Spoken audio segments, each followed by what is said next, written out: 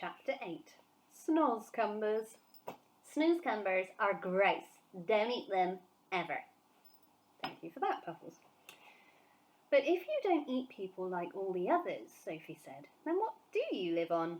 That is a squelching tricky problem around here, the BFG answered. In this slosh-flunking giant country, happy eats like pineapples and pigwinkles is simply not growing. Nothing is growing except for one extremely icky-poo vegetable. It is called the snozzcumber. The snozzcumber, cried Sophie. There's no such thing. The BFG looked at Sophie and smiled, showing about 20 of his square white teeth. Yesterday, he said, we was not believing in giants, was we? Today, we is not believing in snozzcumbers, just because we happen not to have actually seen something with our own two little winkles, we think it is not existing. What about, for instance, the great squizzly Scotch hopper? I beg your pardon, Sophie said. And the humplecrimp? What's that? Sophie said. And the rat rascal? The what? Sophie said. And the crumpscodle. Are they animals? Sophie asked. They is common animals, said the BFG contemptuously. I is not a very know-all giant myself, but it seems to me that you is an absolutely know-nothing human being. Your brain is full of rotten wool. You mean cotton wool, Sophie said. What I mean and what I say is two different things, the BFG announced rather grandly. I will now show you a snozzcumber. The BFG flung open a massive cupboard and took out the weirdest-looking thing Sophie had ever seen. It was about half as long again as an ordinary man, but was much thicker. It was as thick around its girth as a perambulator. It was black with white stripes along its length, and it was covered all over with coarse knobbles.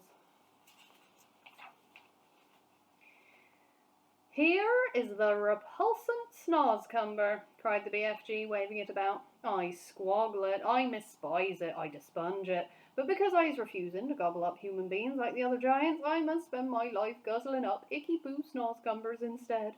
If I don't, I will be nothing but skin and groans. You mean skin and bones, Sophie said.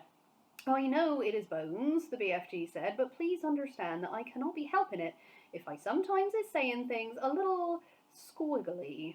I is trying my very best all the time. The big friendly giant looked suddenly so forlorn that Sophie got quite upset. I'm sorry, she said. I didn't mean to be rude. There never was any schools to teach me talking in giant country, the BFG said sadly. But couldn't your mother have taught you? Sophie asked. My mother, cried the BFG. Giants don't have mothers. Surely you is knowing that.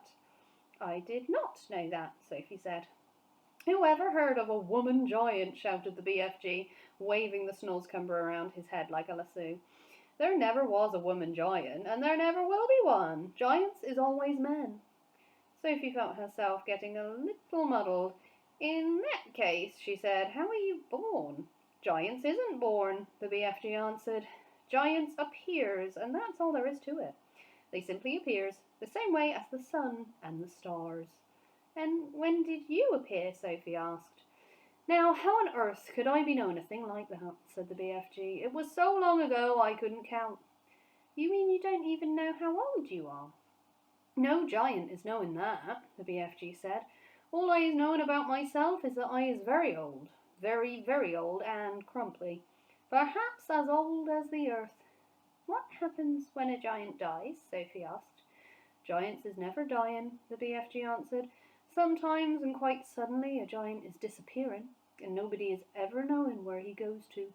But mostly us giants is simply going on and on like whiffsy time twiddlers. The BFG was still holding the awesome snozzcumber in his right hand, and now he put one end into his mouth and bit off a huge hunk of it. He started crunching it up, and the noise he made was like the crunching of lumps of ice. It's filthy, he spluttered, speaking with his mouth full, and spraying large pieces of snozzcumber like bullets in Sophie's direction. Sophie hopped around on the tabletop, ducking out of the way. It's disgusterous, the BFG gurgled. It's sickable. It's rotsome. It's maggot-wise. Try it yourself, this foulsome snozzcumber. No, thank you, Sophie said, backing away. It's all you're going to be guzzling around here from now on, so you might as well get used to it, said the BFG. Go on, you snipsy little winkle, have a go. Sophie took a small nibble. Ugh, she spluttered. Oh no! Oh gosh! Oh help! She spat it out quickly. It tastes of frog skins, she gasped, and rotten fish. Worse than that, cried the BFG, roaring with laughter. To me, it is tasting of clock coaches and slime wanglers. Do we really have to eat it? Sophie said. You do, unless you was wanting to become so thin you will be disappearing into a thick ear. Into thin air, Sophie said. A thick ear is something quite different. Once again that sad, winsome look came into the BFG's eyes. Words, he says, is oh such a twitch, tickling problem to me all my life. So you must simply try to be patient and stop squibbling. As I'm telling you before, I know exactly what words I am wanting to say, but somehow or other they is always getting squiggled around. That happens to everyone, Sophie said. Not like it happens to me, the BFG said. I is speaking the most terrible Wigglish. I think you speak beautifully, Sophie said. You do? Cried the BFG, suddenly brightening. You really do? Simply beautifully, Sophie repeated. Well, that is the nicest present anybody's ever given me in my whole life, cried the BFG. Are you sure you was not twiddling my leg? Of course not, Sophie said. I just love the way you talk. How wondercrump, cried the BFG, still beaming. How whoopsie splunkers. How absolutely squifflin'. I's all of a stutter. Listen, Sophie said, we don't have to eat snozzcumbers. In the fields around our village there are all sorts of lovely vegetables, like cauliflowers and carrots. Why don't you get some of those next time you go visiting? The BFG raised his great head proudly in the air. I is a very honourable giant, he said. I would rather be chewing up rotten snozzcumbers than snitching things from other people. You stole me, Sophie said. I did not steal you very much, said the BFG, smiling gently. After all, you was only a tiny little girl.